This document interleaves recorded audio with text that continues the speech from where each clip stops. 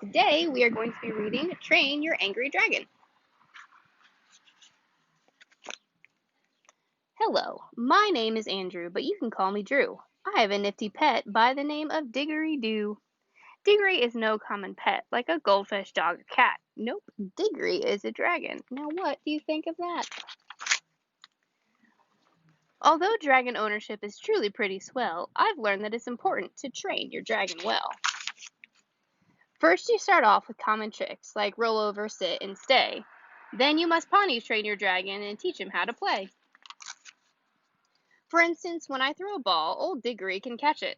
Throw a stick a country mile, and I betcha he will fetch it. I can put him on a leash and walk around the neighborhood. A dragon is a perfect pal if you train him to be good.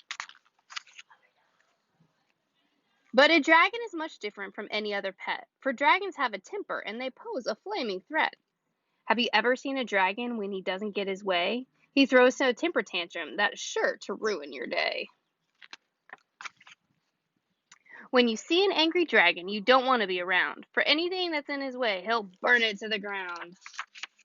First he huffs and he puffs then he fills his lungs with air. And when he breathes it out again, you really must beware.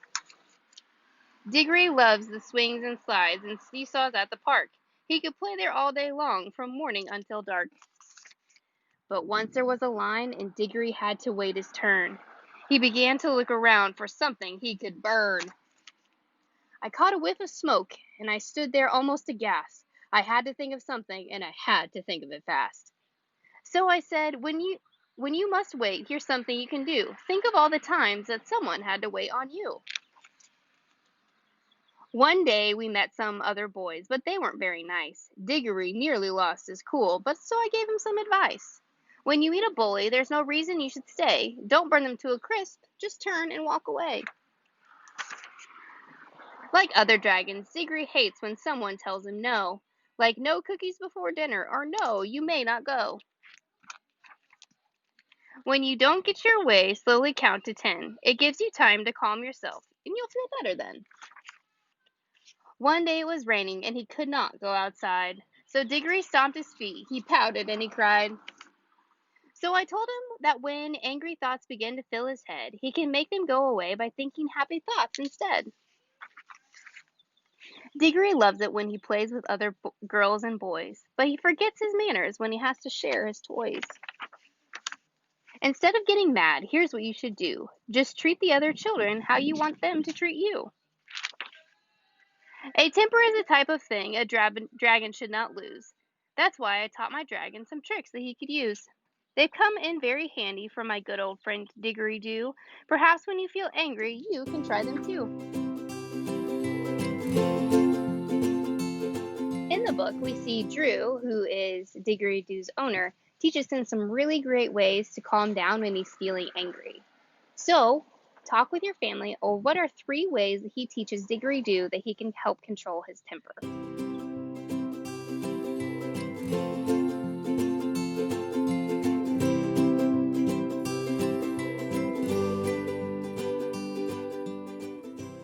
In the book, we see that Diggory Doo has some triggers with his anger. Now, triggers are going to be things that kind of make you instantly angry, and it's different for everybody. Everybody has different triggers. But it's really important for us to identify our triggers so that we can better cope with the anger that comes shortly after. So in the book, for instance, Diggory Doo does not like to be told no, and he does not like to share his toys. And so when he has to do those things, he gets really angry really fast. And so it's important for us to identify our triggers so that we can start to cope with them. So talk with your parents.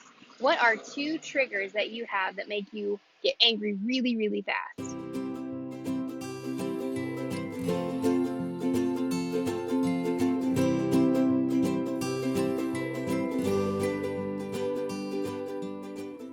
This book has a lot of really great coping skills to deal with those angers and frustrations that come up in our day. When those triggers hit and we get really angry really fast, it gave us some great examples of what we can do to calm down. So I want you to think back through what are some of the things that Drew taught Diggory-Doo to do, and think about 2 ways that they showed in the book that might help you, and talk about those with your family.